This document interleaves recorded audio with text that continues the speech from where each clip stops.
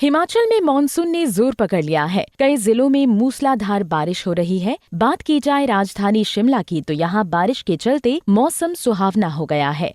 बाहरी राज्यों से शिमला पहुंचे कुछ पर्यटक तो नंगे पांव ही बारिश में भीगने का मजा ले रहे हैं। सैलानियों का कहना है कि शिमला में मौसम काफी खूबसूरत बना हुआ है, जिसका वो खूब आनंद उठा रहे हैं। कुछ सैलानियों ने तो शिमला को दूसरी जन्नत का भी नाम दे दिया। यहाँ पर मौसम बहुत ही अच्छा है, हम खूब एंजॉय कर रहे हैं और असली मजा तो जहाँ पर है छुट्टियों का। So everyone enjoy. बड़ा वधिया, बड़ा अच्छा लगता इत्थों का वातावरण, इत्थों की साफ सफाई बड़ी वधिया लगती। इत्थों की सरकार नूं बधाई देना चाहुंदा, उन्होंने बड़ा वधिया प्रबंध किया इत्थों का। वहीं मौसम विभाग ने अगले 48 घंटों में भारी बारिश होने की आशंका एक बार फिर जताई है। साथ ही लोगों को संभल कर रहने की भी हिदायत दी है। शिमला से विकास शर्मा, पंजाब केसरी टीवी।